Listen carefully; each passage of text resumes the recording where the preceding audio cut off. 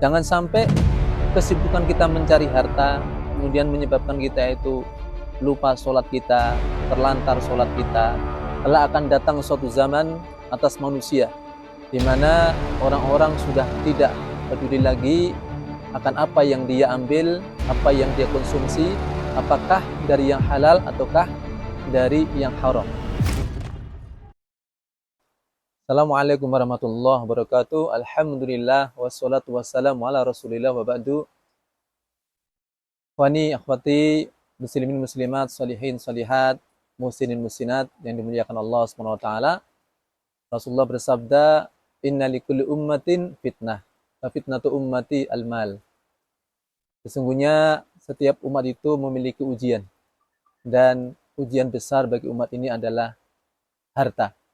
Dan tentu saja harta dengan berbagai macam ragamnya itu menjadi ujian bagi semua umat, tetapi lebih ditekankan lagi umat ini akan mendapatkan ujian besar yang berupa harta. Wabil khusus di akhir zaman, maka harta ini menjadi suatu ujian berat bagi umat ini, hingga banyak orang-orang yang gagal dalam ujian, terseret arus fitnah, hingga mengambil harta, menggunakan harta dengan sesuatu yang dibenci oleh Allah SWT. Bagaimana juga dikabarkan Rasulullah, ya'ti 'alan nasi zamanun la yubalil mar'u ma'akhadha amin halalin amin haramin. Kelak akan datang suatu zaman atas manusia di mana orang-orang sudah tidak peduli lagi akan apa yang dia ambil, apa yang dia konsumsi, apakah dari yang halal ataukah dari yang haram. Sudah dimengerti bahwasanya dibanding zaman dahulu, di awal-awal Islam misalnya, harta itu sekarang sudah lebih variatif jumlahnya, sudah beraneka macam ragam, semakin banyak sekali variannya.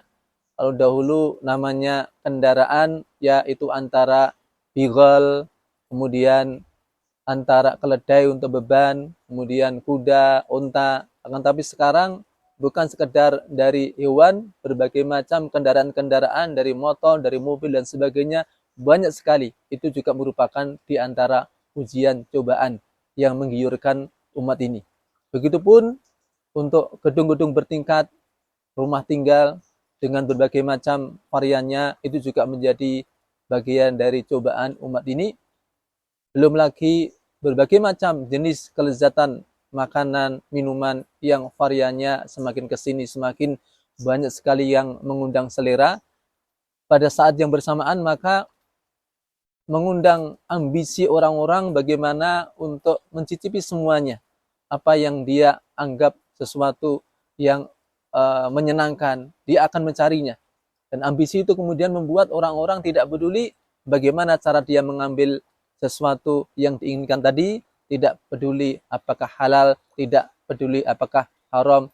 Maka itulah yang dimaksud dengan apa yang disebutkan Rasulullah, ya'ti 'alan nas zamanun, akan datang di zaman kepada manusia di mana orang tidak peduli lagi amin halalin, amin haramin, apakah dari yang halal ataukah dari yang haram. Sebenarnya dari sisi harta, bukan harta itu sendiri atau secara zatnya. Harta bukanlah sesuatu yang dicela.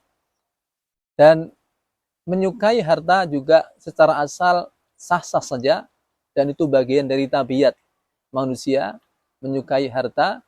Akan tetapi ia menjadi cela ketika seseorang untuk mendapatkannya dia tidak mempedulikan, dan ini merupakan pertanda akhir zaman, tidak peduli halal dan haram. Kemudian kecintaannya pada harta sampai kecintaan yang sangat, waduhibunal mala hubbang jamma, mengumpulkan dengan jerih payahnya hingga fokus waktunya hanya untuk bagaimana bisa mengumpulkan harta dan menikmatinya. Ada beberapa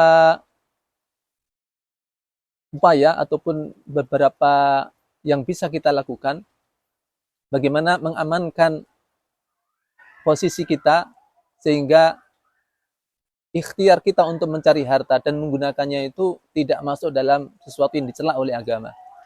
Yang pertama, posisi kita aman termasuk ketika kita menyukai satu harta, aman ketika bahwa cara mencari kita ini dengan cara yang halal, maka harta itu statusnya aman di tangan kita.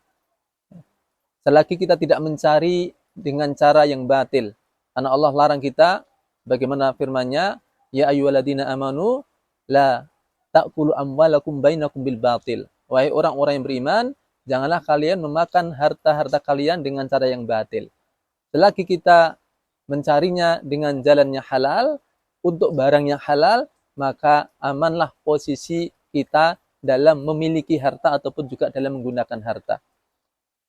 Kemudian kaidah yang kedua, supaya keterkaitan kita, hubungan kita dengan harta dalam koridor aman secara syar'i dan tidak masuk dalam kategori yang dicela, hendaknya aktivitas kita dalam mencari harta, begitupun ketika kita menggunakan harta, kita posting harta untuk apa?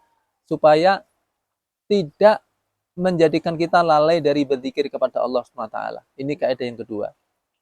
Ya ayyuhalladzina amanu la tulhikum amwalukum wala auladukum an dzikrillah.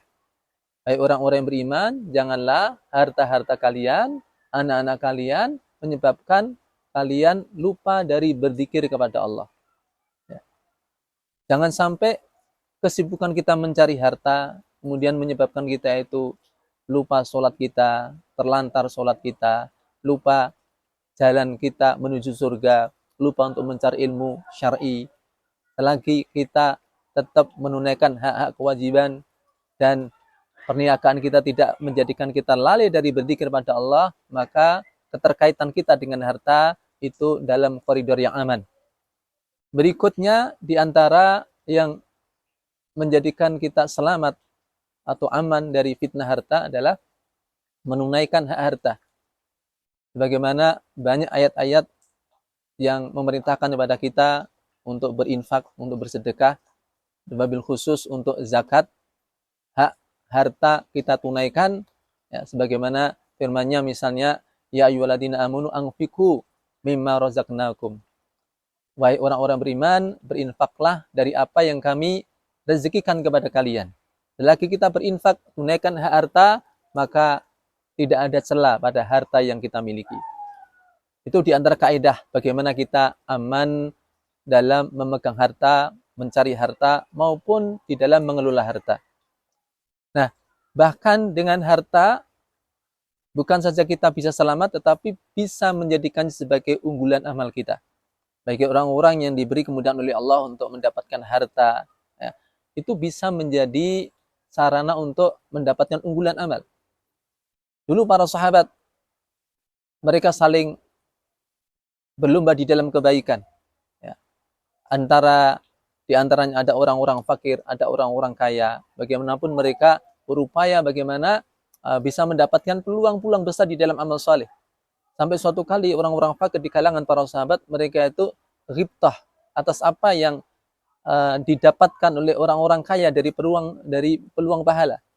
Datanglah orang-orang fakir kepada Rasulullah, mereka mengatakan, ya Rasulullah, dhahaba al-duthuri bil ujur. Wahai Rasulullah, orang-orang kaya mereka memborong pahala. Yusalluna kama nusalli, mereka bisa mengerjakan salat sebagaimana kami juga salat. Wa yasumuna kama nasumu, mereka mengerjakan saum, kami juga mengerjakan saum. Wa yatasaddaquna bi amwalihim wa yatasaddaquna bi amwalihim wa lam natasaddaq. Sementara ketika mereka bersedekah dengan harta mereka, kami tidak bisa bersedekah. Kami kalah 1 poin dari Rasulullah. Begitupun ketika mereka berhaji, kami tidak bisa berhaji. Nah, ini ghibtahnya para sahabat di kalangan fuqara, bukan karena orang kaya bisa memenuhi keinginan mereka, bisa menikmati makanan ini, makanan itu, bisa menempati rumah ini dan itu, bukan. Bisa memiliki kendaraan sekian banyak, bukan itu yang membuat mereka itu iri. Yang membuat mereka ghibtah itu adalah karena peluang pahala yang ada pada orang-orang kaya. Apa yang dikerjakan orang-orang fakir, orang kaya bisa mengerjakan hal yang sama. Sementara ketika orang kaya bersedekah, dia berhaji, itu sesuatu yang tidak bisa dikerjakan oleh orang-orang fakir.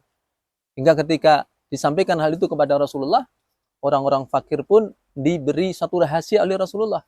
Maukah aku tunjukkan pada kalian suatu amalan yang kalau kalian kerjakan, maka bisa mengguli amal yang tadi kalian sebutkan. Tak ada lagi yang bisa ungguli kalian kecuali orang yang melakukan amal yang sama dengan apa yang kalian kerjakan. Apa itu? Suatu motivasi jalan keluar dari Rasulullah untuk mengakomodir ya apa yang menjadi keinginan orang-orang fakir berupa peluang pahala. Maka Nabi memberikan jalan keluar. Kalau kamu ingin mendapatkan seperti mereka, maka hendaklah kalian kerjakan setiap kali selesai sholat wajib, ucapkan tasbih 33 kali, tahmid 33 kali, dan takbir 33 kali. Tidak ada lagi yang bisa menyamai amal kalian kecuali orang yang mengamalkan seperti apa yang kalian amalkan. Maka bergegaslah orang-orang fakir di kalangan para sahabat ini melakukan apa yang dianjurkan Rasulullah. Hingga setiap kali mereka usai sholat wajib, mereka bertasbih, bertahmid, bertakbir masing-masing 33 kali. Dan legalah mereka. Tapi lama-kelamaan orang-orang kaya pun mengetahui apa yang diamalkan oleh orang-orang fakir ini. Hingga kemudian orang-orang kaya pun juga mengamalkan apa yang dilakukan oleh orang-orang fakir. Yakni bertasbih, bertahmid, bertakbir.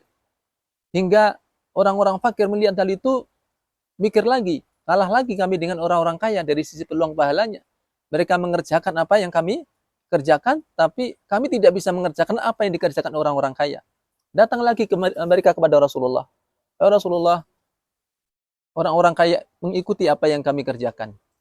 Maka kali ini tatkala mereka bisa sholat, kami bisa sholat. Mereka saum, kami saum. Ketika kami bertasbih, bertahmid, bertakbir, mereka bisa melakukannya. Namun ketika mereka bersedekah, kami juga belum bisa melakukan sedekah apa yang mereka kerjakan. Bagaimana ini Rasulullah? Apa jawaban Rasulullah? Beliau bersabda, "Dzalika fadlullah yu'tihi may yasha." Itu adalah karunia Allah yang Allah berikan kepada siapa yang Dia kehendaki. Ya memang ujiannya orang kaya di harta, sekaligus unggulan amal orang-orang kaya jika mereka mau memanfaatkan ya di harta itu. Dari sini ketika kita melakukan 4 kaidah tadi, bukan saja kita aman di dalam bermuamalah dengan harta, tapi juga insya Allah harta juga bisa menjadi unggulan amal bagi kita.